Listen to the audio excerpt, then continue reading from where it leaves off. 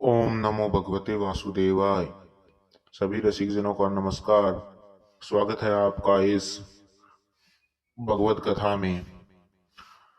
पूर्व की चर्चा में अष्टम अध्याय में हमने चर्चा की कि युधिष्ठिर शोकग्रस्त हो रहे थे, बड़े उदास थे वो उस युद्ध को लेकर जिसमें उनके स्वजन उनके ही द्वारा मारे गए थे। तो वो बड़े शोकातुर हो रहे थे, व्याकुल हो रहे थे।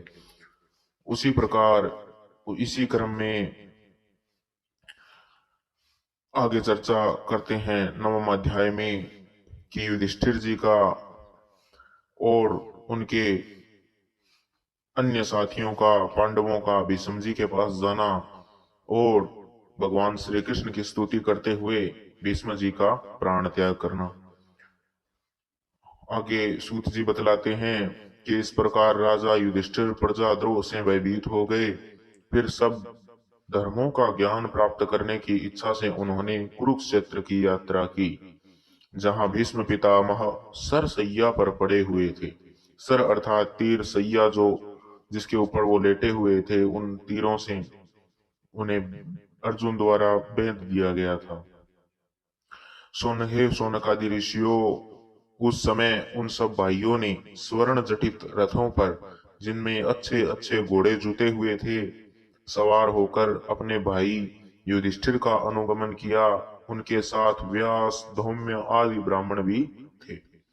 हे सोनक जी, अर्जुन के साथ भगवान श्री कृष्ण भी रथ पर चढ़कर चले। उन सब भाइयों के साथ महाराज युधिष्ठिर की ऐसा शोभा हुई मानो यक्षों से गिरे हुए स्वयं कुबेर ही जा रहे हों। अर्थात युधिष्ठिर जी जा रहे थे, चारों ओर उनके भाई बंधु एवं भगवान श्री कृष्ण स्वयं जा रहे थे। तो उनकी शोभा देखने लायक थी, अद्भुत थी। अपने अनुचरों और भगवान श्री कृष्ण के साथ वहां जाकर पांडवों ने देखा कि भीष्म पितामह स्वर्ग से गिरे हुए देवता के समान पृथ्वी पर पड़े हुए थे।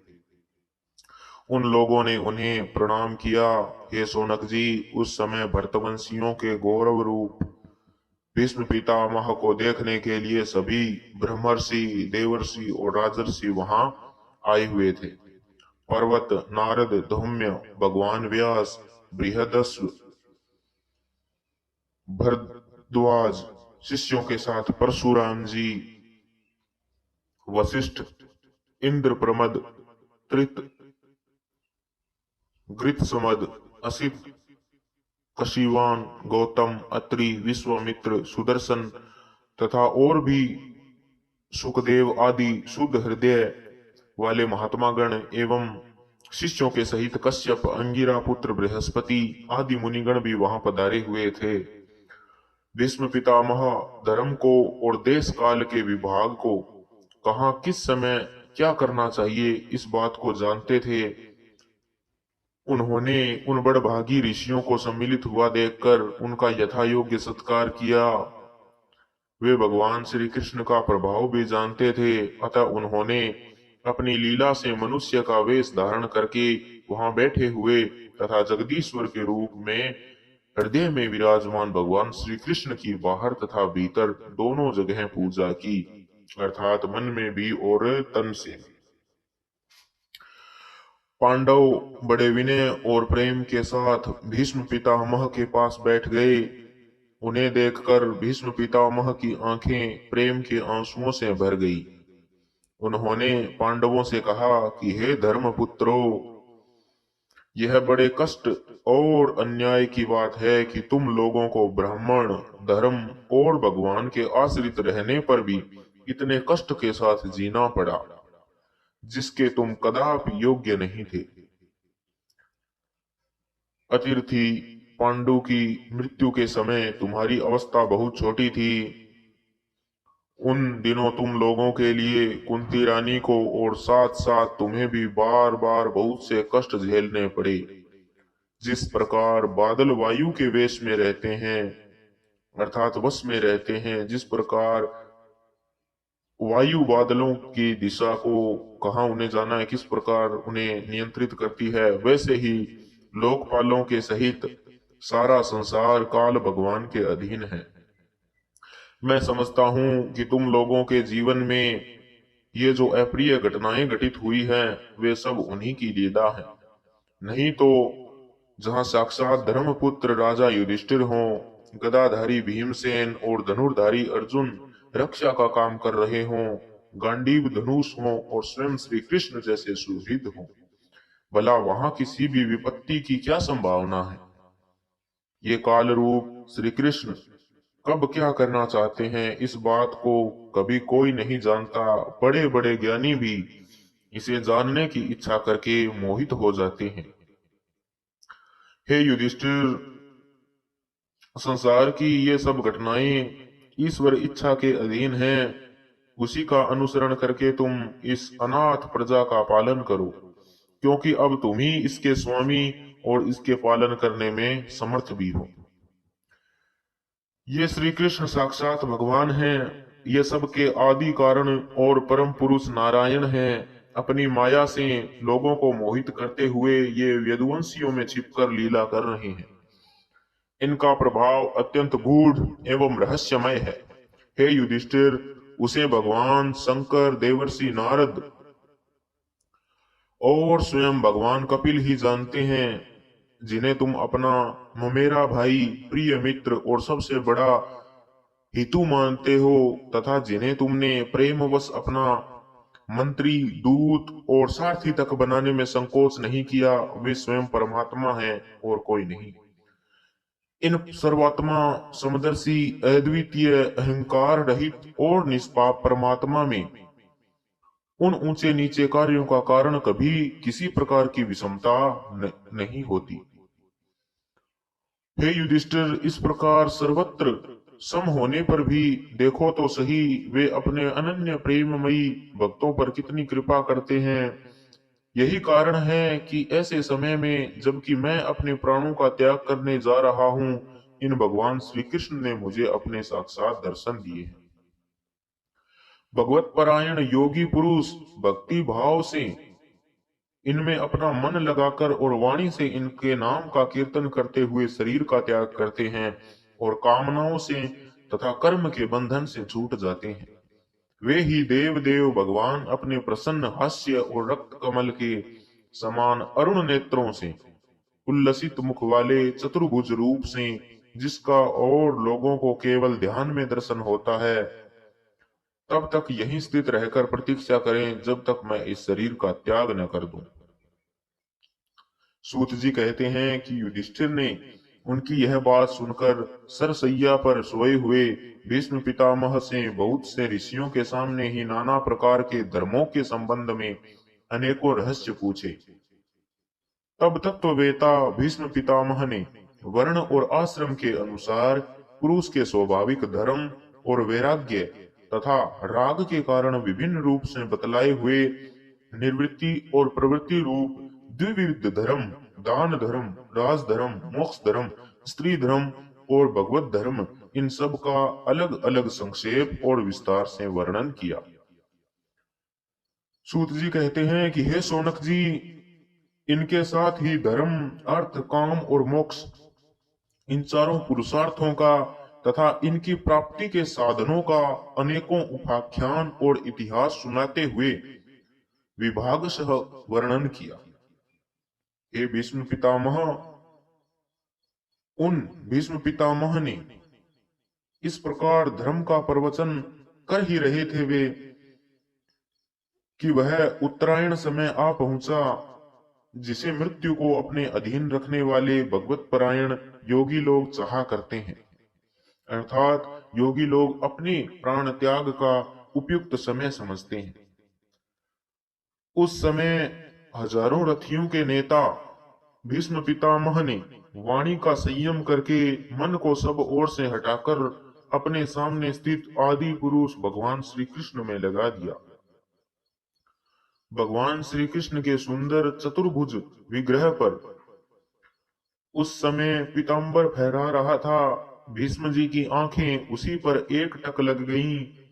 उनको शस्त्रास्त्रों की चोट से जो पीड़ा हो रही थी, वह तो भगवान के दर्शन मात्र से ही तुरंत दूर हो गई तथा भगवान की विशुद्ध धारणा से उनके जो कुछ अशुभ शेष रह गए थे वे सभी नष्ट हो गए।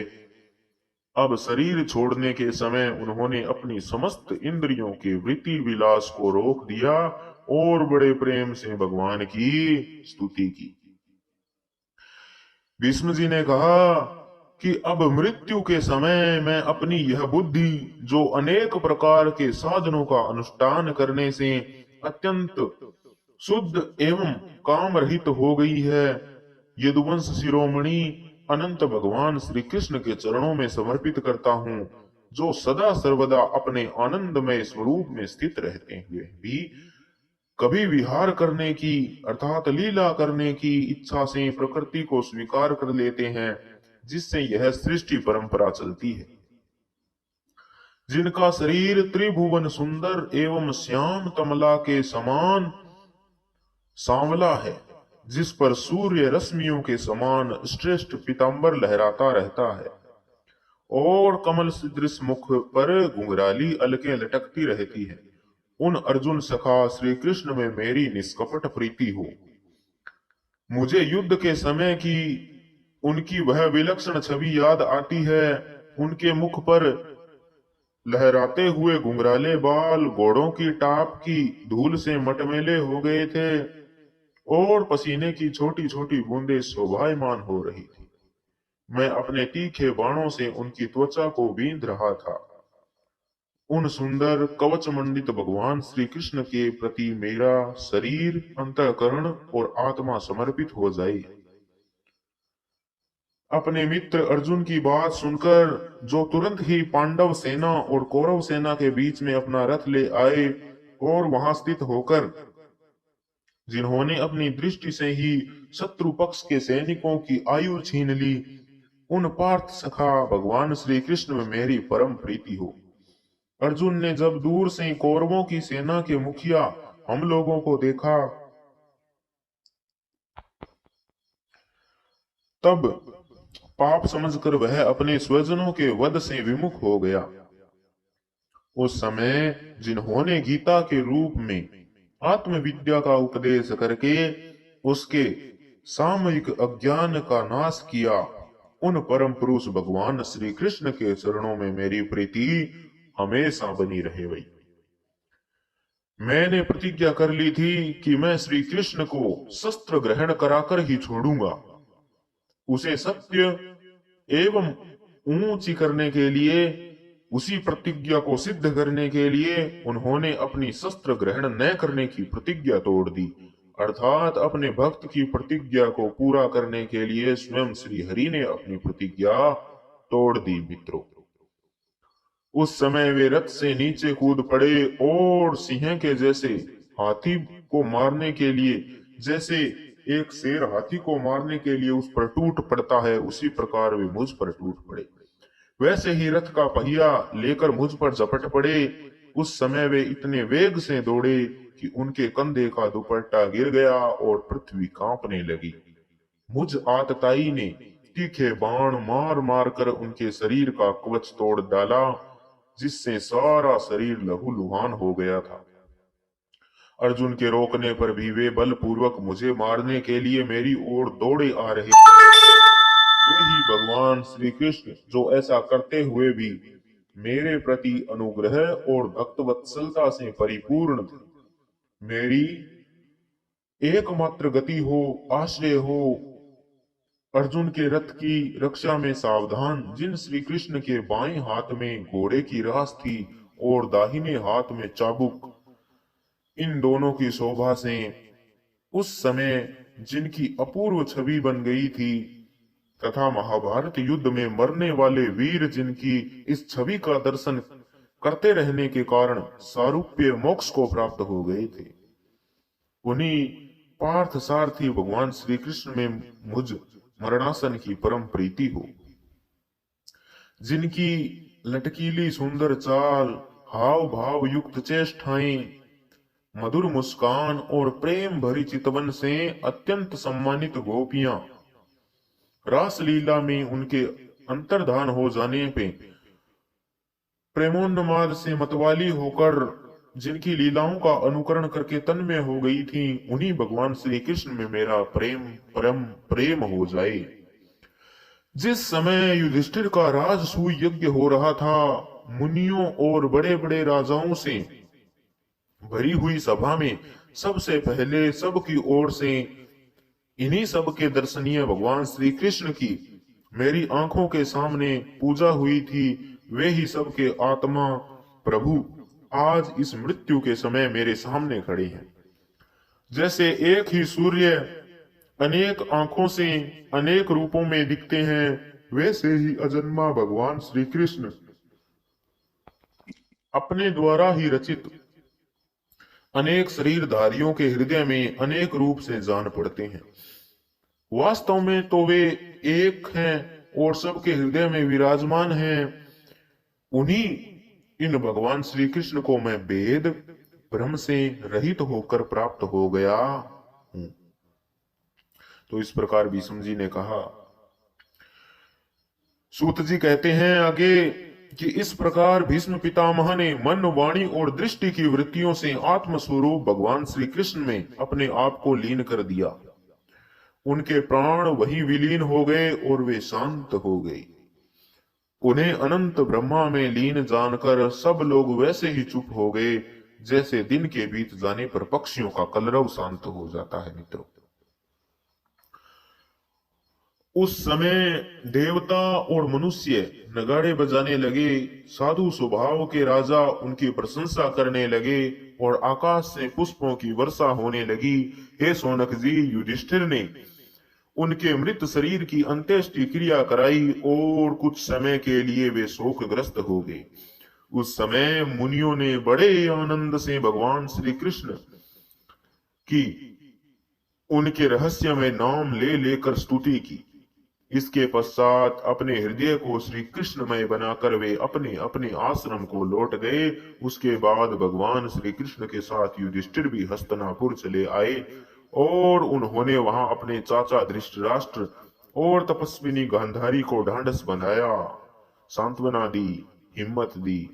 फिर धृतराष्ट्र की आज्ञा और भगवान श्री कृष्ण की अनुमति से समर्थ राजा युधिष्ठिर अपने वंश परंपरागत साम्राज्य का धर्म पूर्वक शासन करने लगे। इस प्रकार अपना कार्य पूर्ण, अपनी लीला पूर्ण करके भगवान श्री कृष्ण का द्वारका गमन का समय आ गया है, जिसकी चर्चा हम 10वें अध्याय में आगे करेंगे। आज के 9वें अध्याय में इतना ही। इति श्रीमद्भागवते महापुराणे पारमहंस्यायाम संहितायां प्रथम स्कंधे युधिष्ठिर राज्य प्रलंबो नाम 9वां अध्याय संपूर्ण। हे मित्रों, यह परिचर्चा भगवत कथा आपको कैसे लग रही है, किस प्रकार आप इसका रसास्वादन कर रहे हैं, कृपया कमेंट करके हमें अवश्य बतलाएं। और इसी आशा और उम्मीद के साथ कि आप हमारे साथ हमारे चैनल से जुड़ गए हैं और जुड़े भी रहेंगे और अन्य लोगों को भी जोड़ने में हमारा सहयोग प्रदान करेंगे और हमारे इन पवित्र प्रयासों को आगे से आगे सफल बनाने में भी हमारा सहयोग करेंगे। इसी आशा और उम्मीद के साथ भी कि आपने इस ज्ञान को ध्यानपूर्वक सुना और इसे आत्मसात करने की चेष्टा भी करेंगे और कर भी रहे होंगे। मैं लेता हूं आपसे विदा। ईश्वर आपको सुखी रखे, स्वस्थ रखे। आज के लिए इतना ही। हरि ओम तत्सत।